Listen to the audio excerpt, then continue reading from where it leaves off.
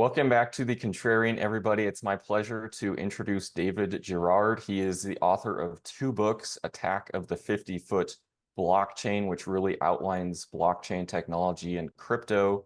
He's also author of Libra Shrugged, which outlines the attempt at Facebook to control money.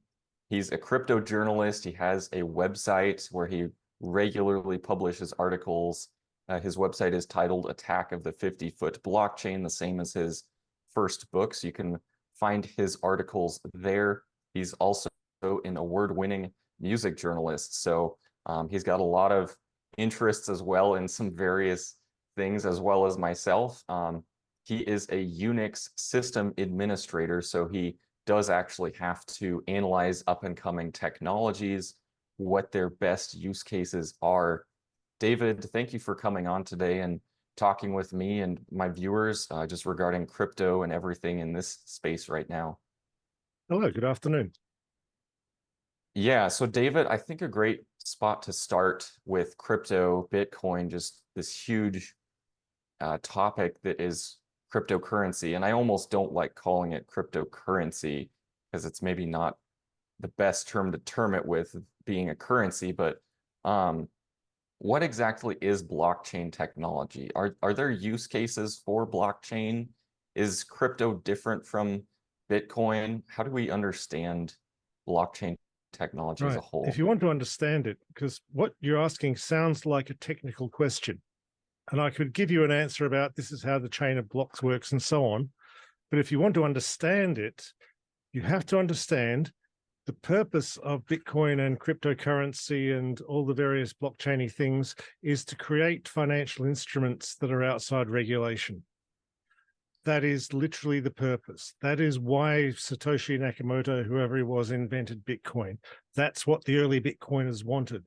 They wanted money that could not be regulated and that in particular could not be taxed. That is the actual purpose of all of this. There's a lot of hand waving, a lot of obfuscation, a lot of people claiming, well, you just don't understand the technology. I am a technologist. It's not that hard. It's pretty simple technology, but the tech doesn't matter. It's what people want it for. And what they want it for is to make financial instruments that evade the sight of regulators. That is what blockchain technology means. That's what Bitcoin and crypto are actually for. Okay, that's what their actual purpose is. Yep. And I guess looking at a lot of the frauds that have been uncovered in the last year or two, it does become apparent that that's most of what is going on.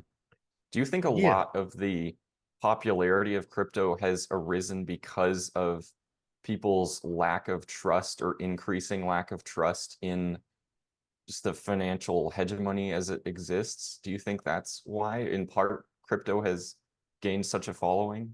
Maybe a vague feel of that, but nothing so deeply thought out. The number one reason to get into crypto is because you want to make dollars. Functionally, crypto as we know it is a dollar derivative. People get into it because they want to make dollars. Right. There's an ideological core. Now, Bitcoin was founded by very sincere, extreme libertarians, right? People who think regulation is the most evil thing in the world. I mean, fine. You know, there's something you say for that viewpoint. Nobody wants the government in their face, you know. But when you get into real finance, you realize, a bit of regulation's probably not a worst idea, you know. But they sincerely think it's terrible. So there was that core of sincere people. But basically, the moment you could change Bitcoins for actual dollars with any reliability, which would be when the Mt. Gox exchange really got going late 2010, early 2011, you could send it Bitcoins and send money via PayPal. And so that was the only first time that Bitcoin had a price meaningfully. See, it started with sincere libertarians, but rapidly scammers flocked in. Scammers flocked in. They and not fresh scammers. There was a lot of old scammers, like mail fraud people and so on, and old Ponzi schemers, high yield investment programs guys, you know, and they what they saw was an audience of fresh, naive suckers that they could just skin, and they did repeatedly and rapidly. I mean, I've actually done some diving into like the old stuff on the Bitcoin talk boards, which was where the action was back in the early days. And it's like a lot of this, not even the scams are new. You know, a lot of the stuff in the scams in DeFi, a lot and so on, these were mapped out by the early guys in 2011. And Wow, okay. like, there's not even the scams are new. You know, basically, wherever there is the concept of money and there is the concept of other people's money, there is the concept of I'd like their money to be my money. And so fraud has existed as long as money has existed, I think. Yeah. So yeah, so this is what I mean. It can only do that if it's operating more or less below regulators' radar, because none of these instruments are new, right? The ICO explosion in 2017, 2018, that was just, it was basically a way of issuing unregistered penny stocks, you know? And even if they had sincere intent, they were issuing unregulated penny stocks, and a lot of people got busted for that. And a lot of them didn't have sincere intent, you know. Or DeFi. A lot of this is complicated derivatives trading. And you can say, oh, it's terribly complicated. You wouldn't understand it. You need to understand technology. So the CFTC looked at that and went, yeah, you're violating rules. You're manipulating markets in grossly illegal ways, and we're going to bust you. And so A.V. Eisenberg is currently awaiting his trial, that sort of thing. A lot of this is really well understood instruments, but they're often sold with that libertarian sort of pitch, which is, as I said, it's often very sincere.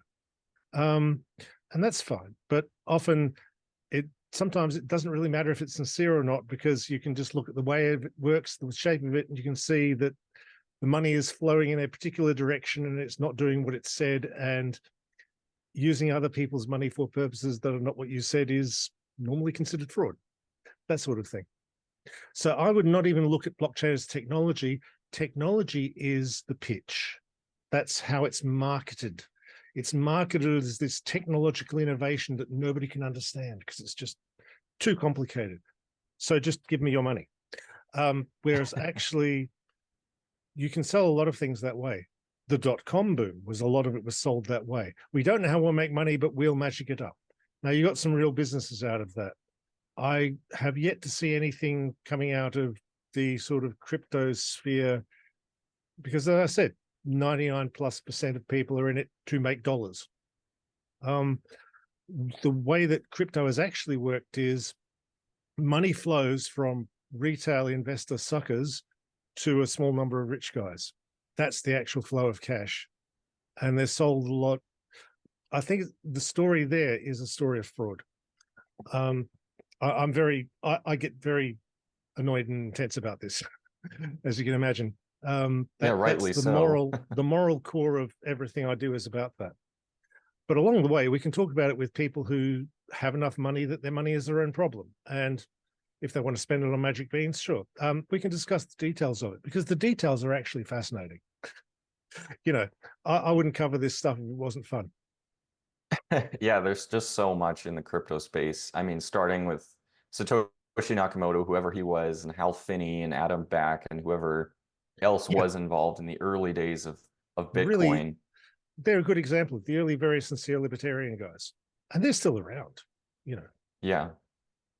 Yeah, are there, I guess, looking forward with blockchain, are there any real use cases you see for blockchain, whether it be legal, the legal industry, something other than finance? You know, is there any real use case for blockchain technology? So when I say no, that's a very long-term, well-researched no. As in, I've spent 7 coming up 8 years looking at this stuff and not seeing anything that was actually a use case. As a technology, blockchain is a very slow back-end data store. It is worse than any other alternative. This is where actually being a sysadmin by day is useful, because, you know, you look at technology, you think, yes, but what's it useful for? And yes, how would it measure up against other alternatives? What we see with blockchain as a back-end system thing is that every bank and payment processor and so on has experimented with blockchain repeatedly. over the years. A lot of that is because you'll tend to have someone get into a bank research unit, and banks have research units. These are guys who write science fiction all day about money.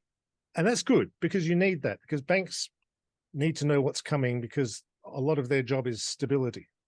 So they need to research what would happen if everything turned upside down and was painted blue. You know, what would we do then? What would happen?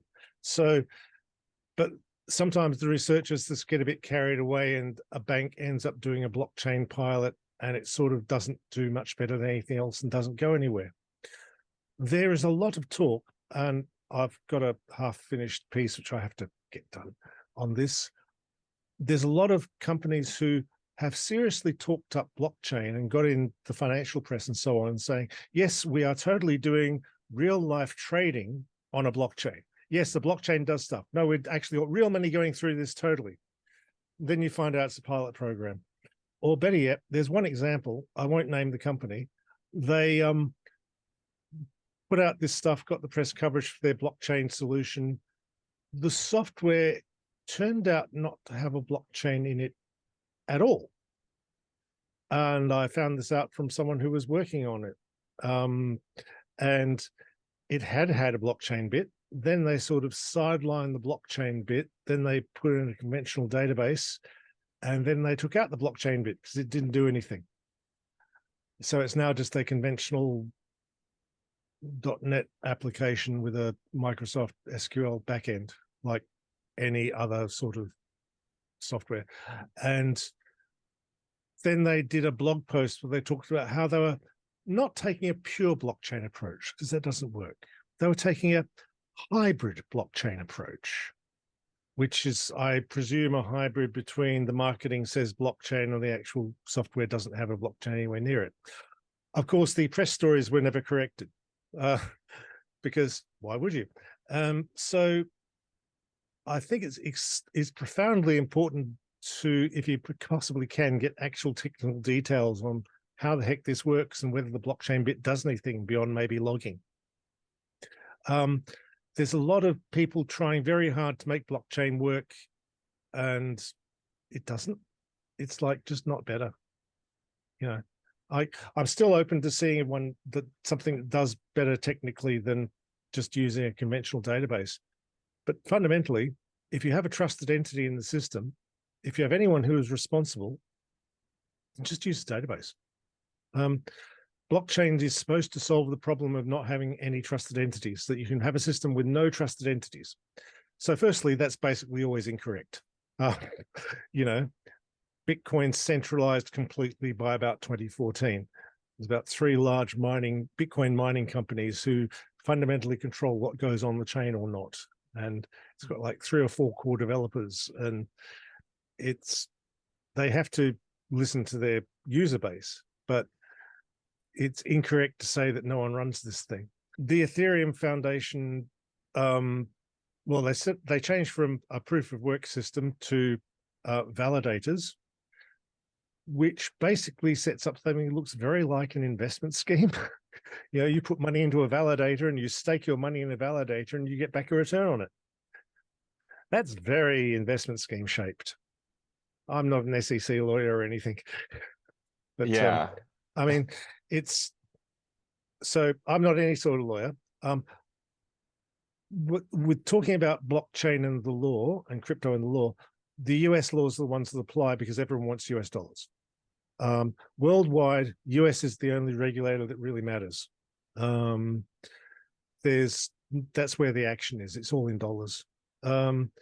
So, for instance, the definition of a security is incredibly broad in the US, unusually broad.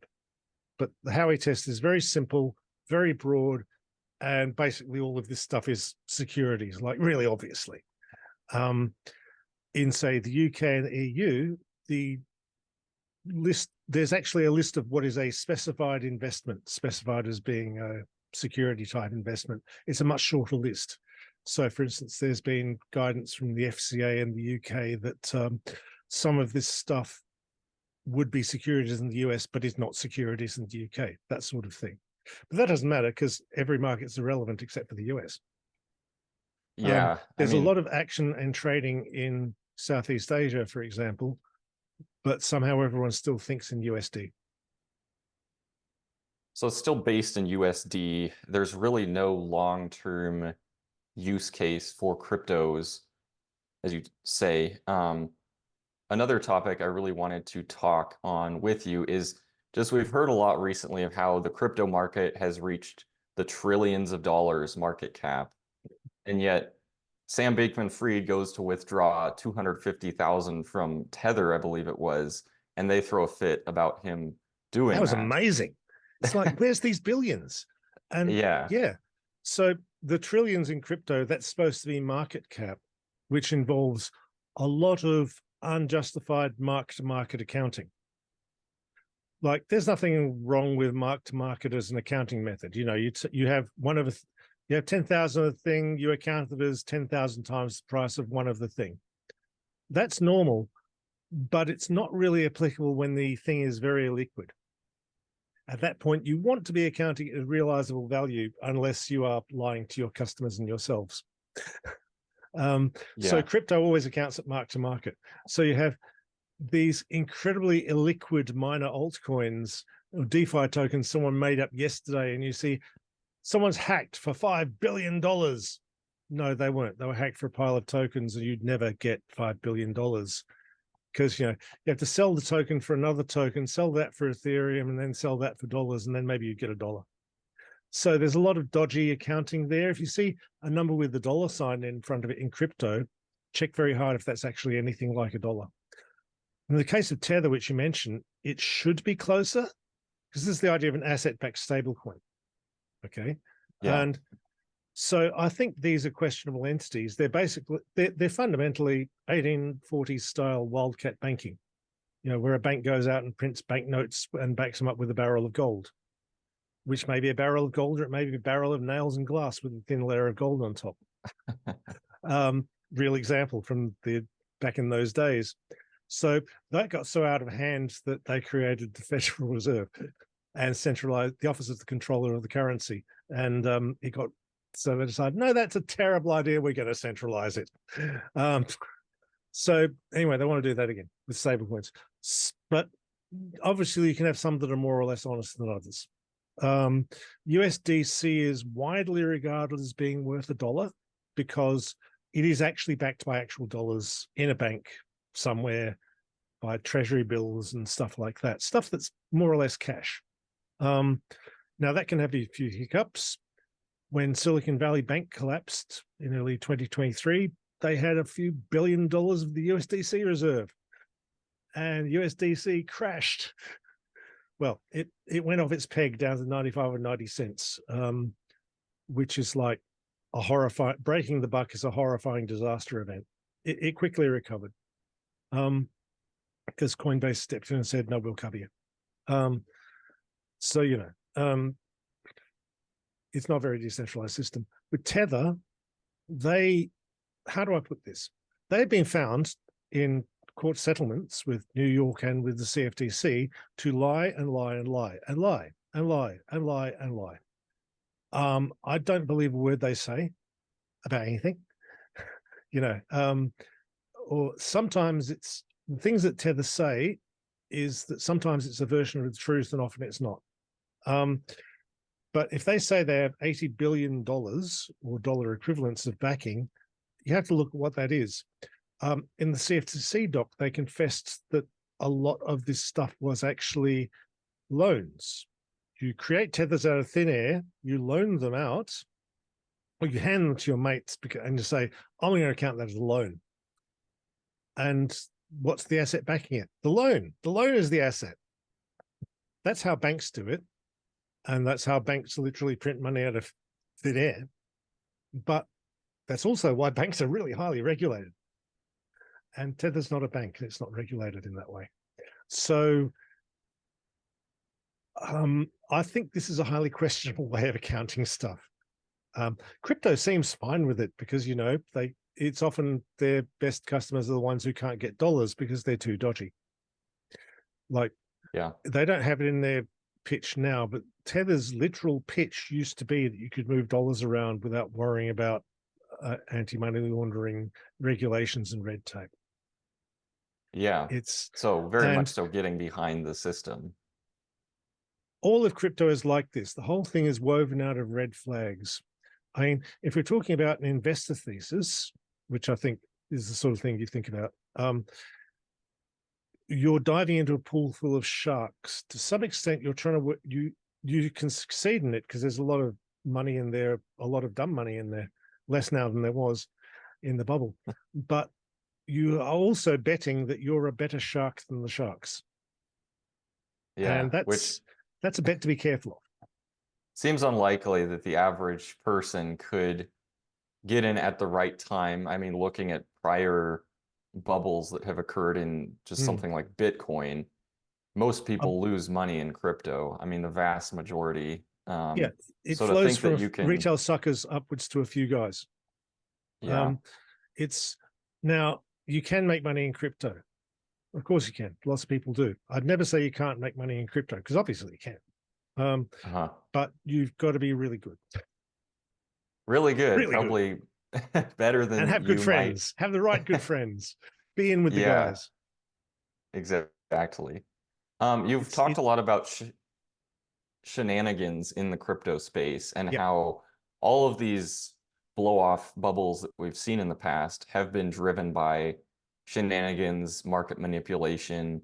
You talked about Tether, and that's a big elephant in the living room of how Tether influences crypto Yes. by basically It's not just the money; creating it's the influence dollars out of thin air. and buying Um, shares of companies. Tether buys its way into a lot of other companies as well, or it oh gives them a wow. loan to sort of partially own them or whatever. Um, because you got all this money and pseudo money flying around, and of course they all count cryptos as money, and you can pay your share in cryptos or something. Um, so it's extremely influential. You can model the crypto market as a single unified casino run by a small number of people. Um, Yeah. Basically, the whales, the exchanges, the miners are all the same people. This is what, more broadly, people have forgotten what unregulated markets actually look like. We're very used to the last century where we've had like the SEC has a really regulated regime of how to do a stock offering, how to do an equity offering to the public. And that's worked really well. We had decades of prosperity follow. And but it's like, it's not the wilderness. It's not a sort of dog eat dog jungle. It's a garden. It's well tended, you know. And people think, and people talk about it, they're like fish who don't understand that water exists. And so they think, oh, non-regulation, just think of all the things I could do. But at that point you are in the jungle. It is the Wild West. There is no regulation. And there are a lot of predators out there, and they're looking for you. You're tasty. So people talk about the price of Bitcoin. The financial press will say Bitcoin up to 42,000, and they don't interrogate that. I'm baffled they don't interrogate that. I mean, any given financial paper, finance journalism is one of the areas of journalism that's really well funded. So they're fully equipped to do a good job, but they tend to have large staffs, and some of them understand that this is shenanigans all the way down, and some of them sort of don't. So Yeah. a paper like, to name the newspaper I read every day, the Financial Times, they'll have some incredibly shallow and gullible looking piece on Bitcoin went up, it must be market signals. And you look at the price graph and it goes tick tick tick ding, and you go, Yeah. that's not organic. um and just interrogate the slightest bit. And then there's other guys who like Zeke Fox at Bloomberg, who looked into Tether, said, this is quilted of red flags, and wrote a whole book on the theme. Number Go Up, which is one of the best books of the recent crypto crop 2023. It's a really good Okay. book. Everyone should What's get it it. called again?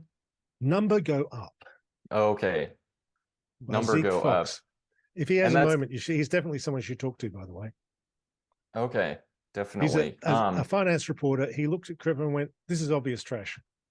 But then he looked into it deeper and went, this is obvious and reprehensible trash. He was not impressed by crypto at all. I mean, the things that crypto and Bitcoin promise, they're not wrong things to want. That's very important. There's a pitch there, you know. And as I said, it started in sincere, if extreme, libertarianism. You know, these weren't con men. Some of it attracted a lot of con men, many of whom said the libertarian things and were actually just crooks. But that happens. Do we want electronic money? Well, yes. I think a big part of the pitch is that US consumer banking is sort of very bad and clunky on the consumer end. It's like, I'm in the UK, and in the UK, Europe, Southeast Asia, money just whizzes around really efficiently in electronic form. I've got electronic money. It's a card in my wallet that is hooked to my bank account, and I just go to the shops with that. I have some cash in my wallet. I took it out a few months ago in case I ever need it. I haven't used it for a while, you know. But like, I think I last wrote a check in the last 10 years, but I don't remember. It might have been the last 15. You know, it's stuff like that. So people look at the US system and they go, we need a radical new invention, which is like Bitcoin, or maybe like Facebook saying, we need Libra, or something like that. And you need better back-end systems, you know. And obviously the US is huge. The history of finance is highly contingent, you know, like how checks became the ruler of everything in the US, consumer banking, that sort of thing. And obviously unknotting everything while preserving things is going to be a long, difficult process. But on the other hand, there's a certain point at which you can say, come on, America, get with the program. Yeah. So there is there's a real reason why people have maybe seen potential in crypto. And there's the whole argument that people have made of the need to help the unbanked in third world countries somehow I with hate crypto. that one so much. And then you look at El Salvador and how the rollout actually has gone there. Yeah. Yeah, if you were to summarize Bitcoin in El Salvador, how has that worked for them?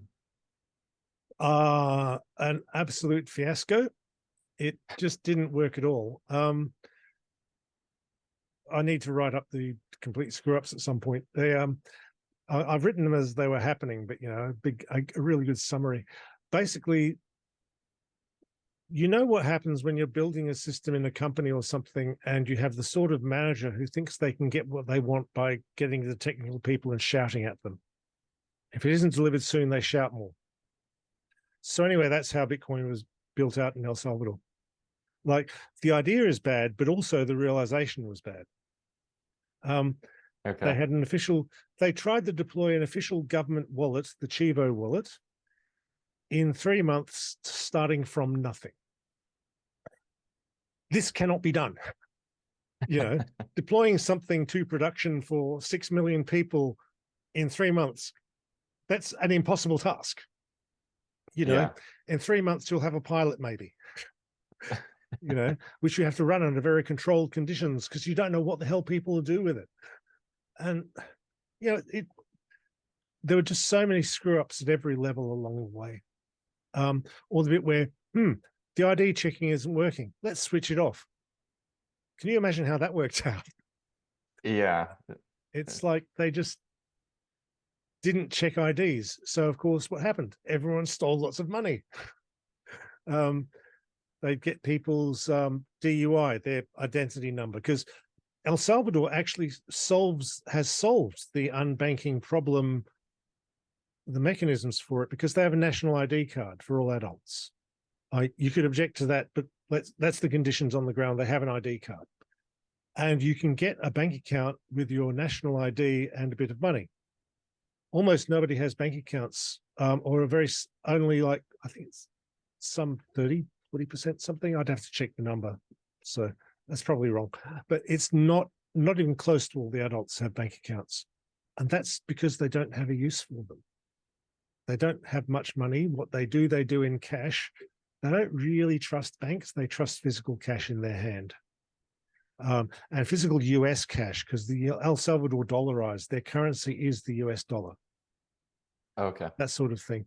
I think that a lot of the pitch for Bitcoin for President Bukele was that if he could have his app with electronic Bitcoins in it, he could sort of synthesize dollars out of thin air. He basically needed to print dollars because when you have a sort of, they effectively have a hard currency. Their currency is US dollars and they can't print them themselves. So he wanted to be able to, he needed to be, you can't do monetary policy if you can't print money. So I think that's what he was going for. But yeah, it didn't work out because basically it didn't serve a need, it didn't work, and nobody trusted it. Mostly it didn't serve a need. There are various electronic payment mechanisms available in El Salvador, but they tend to be for the people who already have a bank account. Okay. Which is, again, relatively well-off people. So, I mean, there's a lost future there. Imagine if Chivo had been done right, and if it was an official government-sanctioned payment app that let you do dollars easily electronically, that has a lot of use. That would have helped things, would have sped up the economy. There were small businesses in El Salvador that really, really wanted that. You know, they wanted electronic payments so they could sell to people online who weren't in the same city as them. That sort of thing. The obvious stuff that happens when you enhance payment mechanisms and make them a bit more efficient. But no, they just threw it away on a dumb Bitcoin scheme. It's just, it was just a bad idea done badly. And I don't know. I don't even know what it was supposed to do. It's obvious there was some sort of scam going on. I'm not quite clear on what the scam was. You know, like, were they trying to launder money through El Salvador? There aren't that many dollars in El Salvador.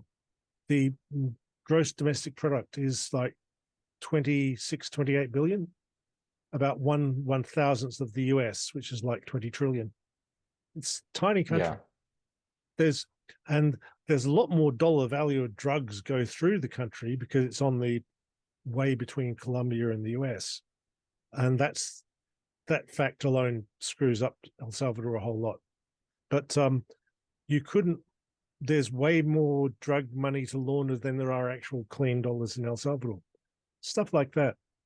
So I don't think any of this was well thought out at any level. Yeah, I mean, maybe it was just another story for crypto to try to make a case for why you should get into Bitcoin, why it totally countries was. are adopting it. I was quite pleased actually that a lot of this sincere Bitcoin libertarians actually came forward from this and went, this guy wants to be a dictator. Why are we allying with him? This is bad. Because they want people to use Bitcoin, but they think forcing it on people is wrong. Yeah. And they've got some consistency in their ideology. And, you know, that's fine. I mean, these are people who are sincere. You can talk to them, you know, even if I disagree with them, we can talk to them about the sort of what's going on in the facts. And they tried to force everyone onto Bitcoin, and Salvadorans went, yeah, nah, and just didn't. Theoretically, it's still legal tender and businesses are required to accept it. In practice, they might get out their dusty old phone with a Chivo app on it and spend half an hour trying to get it to work right, but they're not refusing it Bitcoins. Yeah. So it has not worked for third world countries. No, I've never seen a banking the unbanked scheme. I've never seen a worked out scheme, let alone one that actually succeeded. Most of them are, we're going to give them coins and start a whole new token economy, and it never ever finishes up that way. Right. I guess I wonder why at this point, why have the regulators stayed away from crypto? You mentioned how it's really the US that matters the most when it comes to regulation. Do you know why they've stayed away from crypto for the most part until now? So firstly, it started off small. Then the SEC. So the trouble with being a regulator is you have limited resources, and also every action you take is sort of like a bespoke, handcrafted action against a given entity. So the SEC tends to work by picking someone, making an example, and that's the guidance to the industry on what not to do if you don't want to get busted. The trouble with crypto is it's full of scofflaws who are offended by the concept of regulation. And again, fine as an ideological position, but it doesn't work very well in practice. They would tend to bust someone, but I think the one technical innovation of blockchain is that you can spam regulators with more violations than they could ever deal with. There was a figure which I got from Alexandra Goldstein from the Consumer Finance Protection Bureau. She did numbers and said there was something like 7,000 equity stocks in the US, like stocks, and the SEC also regulate tens of thousands of investment advisors and other investment schemes because they're functionally investment contracts, securities. The trouble is that there's like somewhere over 1 million little DeFi tokens, every one of which is an unregistered penny stock scheme. Are you going to go write 1 million bespoke SEC actions? No, you're not. So it's a really hard one. There have been, the crypto industry has learnt to lobby. So there's a lot of politicians who get campaign contributions from the crypto industry and come out strongly in favor of it. There was a letter to the SEC telling them to back off on acting against FTX. That only came out after FTX had crashed, but that was why the SEC didn't act against FTX earlier, because they had direct pressure from the legislators not to. Then the legislators tried blaming the SEC for not going after them. Oh, wow. So, but now regulators are going after it because they're sort of concerned, because when you see like the Terra Luna collapse, 20 billion alleged dollars worth of value vanished in pop. That worried the Treasury, like right up to Janet Yellen. They were really worried about what that would mean for stability. Having all these wildcat dollars out there in a very fraudulent looking arrangement. And I think I can call that a fraudulent looking arrangement because they're being sued by the SEC right now, and the judges let the case go forward. So we can say objectively that it looked fraudulent to at least someone. But they really worried about stablecoins. They worry about if this crypto nonsense, and there's a lot of nonsense in crypto. Anyone who's in crypto will tell you it's full of nonsense, right? They worry that this will touch the real economy where people live. That terrifies them. So now that it's crashed, there's less feeling that regulators are dousing the party, because no one likes a party douse. That really hampers regulators because they can't take a lot of the crooks when they should. But also because it's very hard to bring actions. The actions have to be bespoke and they have limited resources, So, but at last they're acting against them.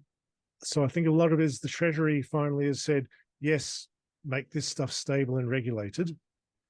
The SEC has said, all of this stuff is securities. We're going to regulate you like you're doing in securities.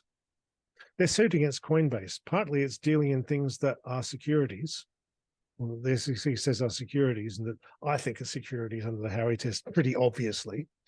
Yeah. But also that they are combining a bunch of functions. They're the broker-dealer, they're the clearance house. We have these as separate functions for reasons, because it's a bad idea to have them all in one place. The conflicts of interest are huge.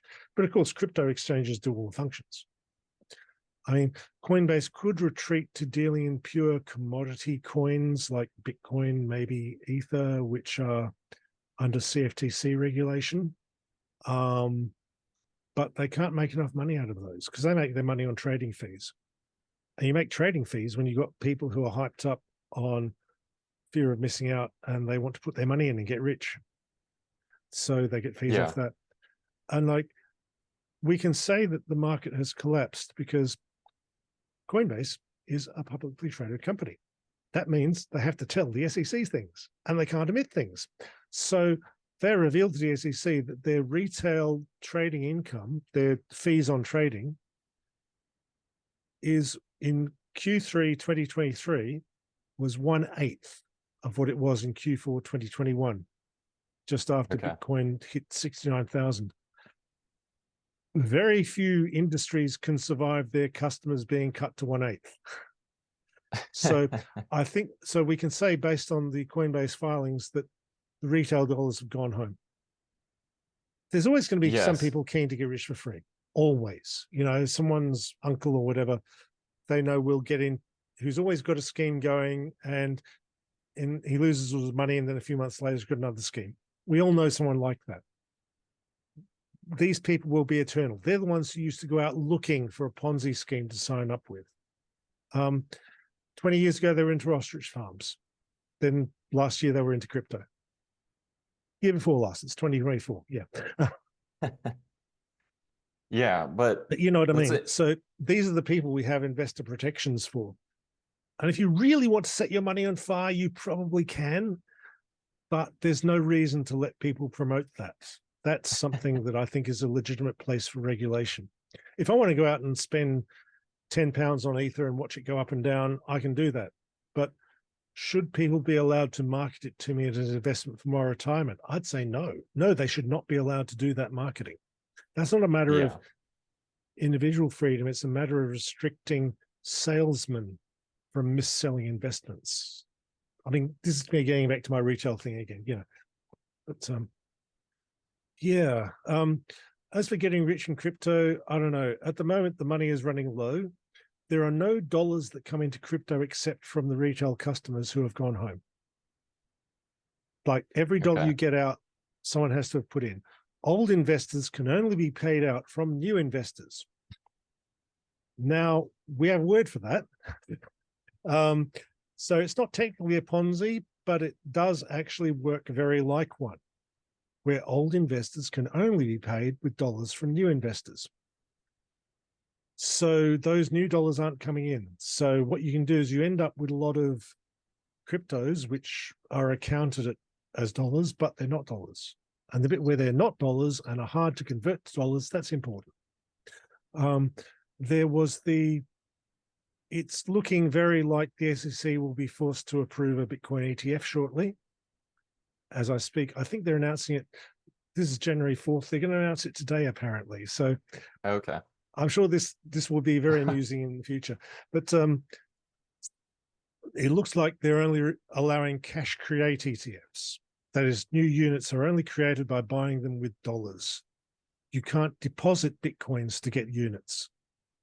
Because a lot of funds were working that way, like Grayscale's GBTC fund. You could deposit Bitcoins and get GBTC shares, which you could then sell for dollars. It was a way of dumping Bitcoins without affecting the price on the exchanges themselves. Now, that doesn't work so well because GBTC is now underwater. They're hoping to get back to par if they get approved as an ETF. But requiring cash create only means that dodgy Bitcoins can't be dumped into ETF shares and laundered. That's a very important consideration. And I think they're coming towards this because they are known to have spoken to a lot of ETF applicants and said, got to make this cash create. And a lot of them put in amendments saying, we're now cash create. So it won't be a place you can just dump in Bitcoins. You need to sell the Bitcoins for dollars, then put the dollars in to convert them to an ETF. And that's a bit inefficient. So it should be interesting. I don't think a Bitcoin ETF, by the way, will cause number to go up radically. It might go up radically, but I'd look at how many tethers are being printed at the same time. Yeah, that's kind of the real mechanism behind the Bitcoin price. Would you say that would be the major price manipulation behind Bitcoin is Tether, just that one stable coin? Quite a lot of it, yeah. They've tried to put other stable coins into the same job, like TUSD, which then suffered their custodian. Oh, this is hilarious. TUSD was True USD. It was an old stable coin. They recently ran into a lot of trouble because their custodian, Prime Trust, suddenly went broke. No one knew what had happened. Then it turned out the Prime Trust, which is a Nevada trust company, you know, a fiduciary, a guardian of assets of any sort. They've been taking the customer funds and they've been playing Terra Luna with them to try and make money. The funds under trust, they've been playing Terra Luna with them. Like, only in crypto, you know. And why were they doing this? Because they lost a pile of the backing. How had they lost it? They lost the piece of metal they had the key engraved on. Oh, wow. Okay. That's it. The money's gone now because it's cryptographically enforced. You know, you're not going to crack that key before the sun burns out. You know, Yeah. mathematically, you are not going to do that. It's gone. So Prime Trust had a great big hole in their accounts, and they were gambling the customer money to try to cover up the hole. These people are not in jail for some reason, but they did this. We know they did this because they admitted it in the first day filing of their bankruptcy. Holy crap. Yeah. Anyway, so that trashed TUSD. Then Binance got another one backing it, FDUSD, which is some coin made up out of Hong Kong, which claims to be backed by assets. No one's actually looked at the assets, and I'd class it with Tether myself at best. But anyway, a lot of people are trying to replace Tether. USDC is very useful in the DeFi markets because it's a dollar that people trust because they're a New York regulated company, right? So they're under some reasonable regulation, at least a bit. And also, if it's a token on Ethereum, then you can do DeFi tricks with it, you know, and move it around as a dollar. Because crypto really wants a dollar. They need a dollar. They can't just do stuff in cryptos. They want a dollar that is worth a dollar. And they can't use actual dollars because they're too dodgy to get a bank account. So they need something. Right. As you can see, it's a fascinating mess. I'm sort of rambling a bit here, but it's a fascinating mess. You can see why I keep into this stuff. Yeah, no, there's just so much in crypto. Like you could talk for hours in terms of all of these individual crazy stories that have happened.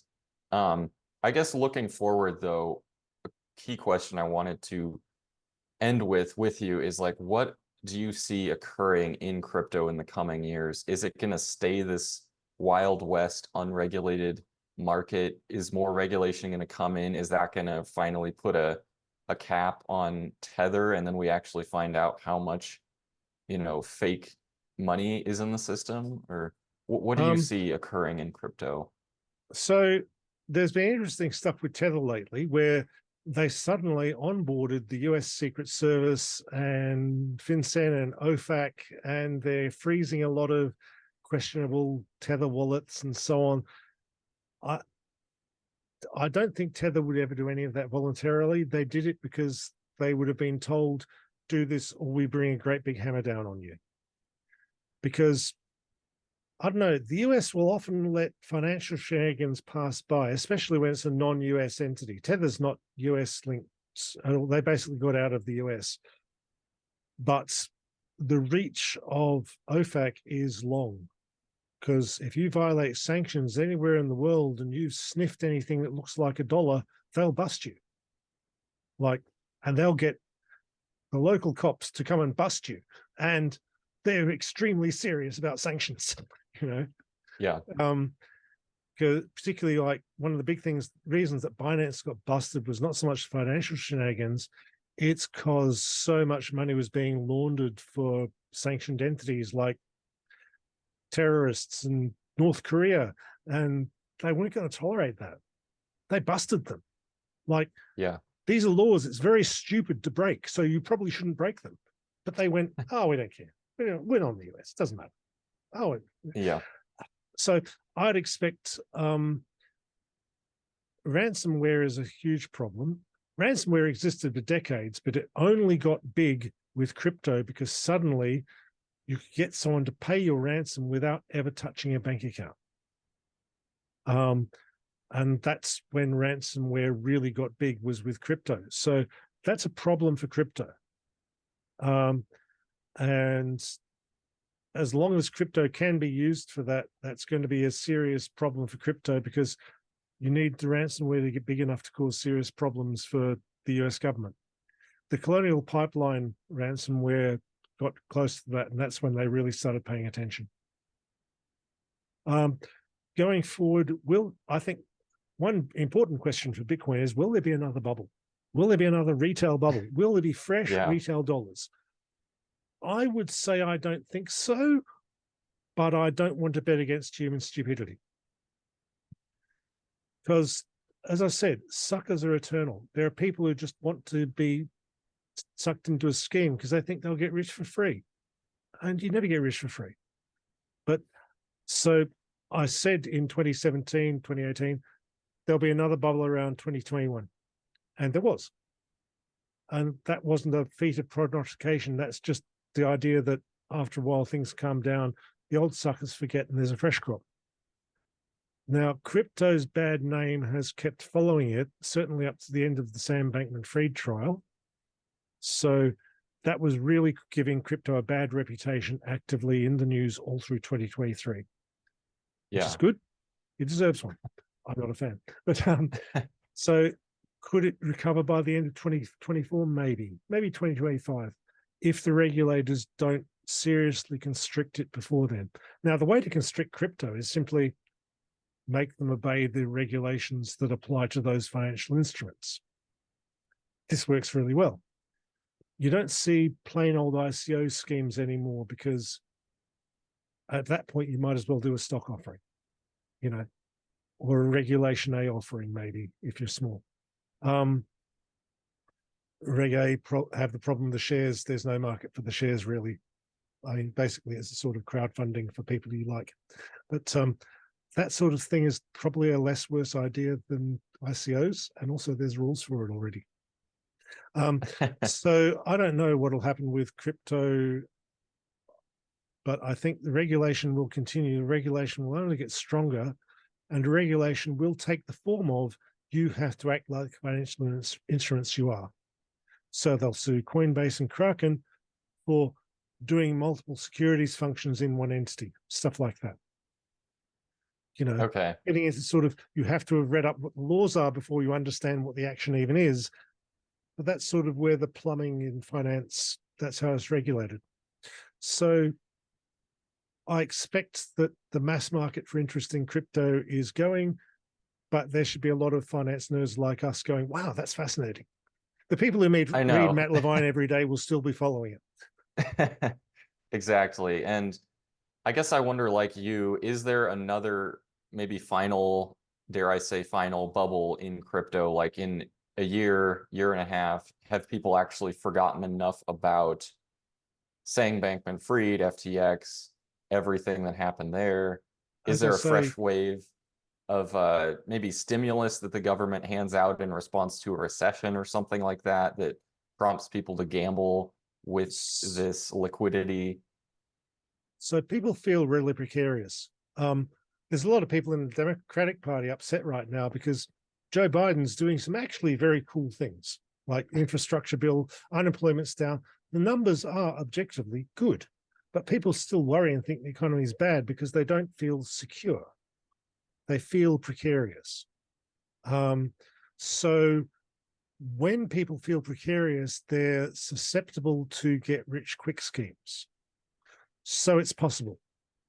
Unless people feel more secure in the economy, get rich schemes are there's fertile ground for them. So crypto is fundamentally a promise that you can get rich for free. On the retail level, it's a promise you can get rich without working for it. And that 2 and 2 doesn't make 4, 2 and 2 makes a million. If you have enough imagination, which isn't true. I won't say that there won't be people believing. I'd hope people won't believe this, but yeah, it's the sort of thing that will happen. If it doesn't happen this year, we may see something happen next year. I can't say for sure. Maybe this was the last one. Maybe this is the burnout. Maybe there'll be one last aftershock bubble. I don't know. I think it's less likely, and I think that it'll be delayed a while. But I don't want to bet against human stupidity as such, so I can't say with surety. Yeah, and I don't really want to take a guess at that either in terms of if we've actually seen the peak in retail interest in crypto, all the shenanigans that have gone on. They've been amusing and very interesting to look into. Just so many things to keep track of. I think a very important thing is that we can talk about this stuff in terms of nuts and bolts, but we've got to keep the human cost in mind. There is one, it's real. It's very bad. Like the Axie Infinity, let's play to earn games, just basically scammed a whole pile of poor, extremely poor people in the Philippines, that sort of thing. Yeah. It's in Zeke Fox's book, Number Go Up. He talks about how Tether is the currency of choice for scams that use human trafficking, that sort of thing. It turns out criminals are bad people and do bad things quite often. And yeah, if we didn't already know. Yeah, it's like he hammers home the point. It's an absolutely ghastly story he tells in the book, and he went and looked and researched. Yeah, I mean, criminals will use whatever they can, and if there's an easy financial instrument to launder money, they'll use that. And so I guess like you, I do hope that but it's not a crypto issue, it's a money issue. But since we're talking about crypto, we're talking about the crypto part of the issue. Yeah, the money laundering part of crypto is huge. And like you, I hope that gets, cracked down on to the best that people can to get rid of that aspect of crypto. I should note, there's a lot to question in the current AML regime.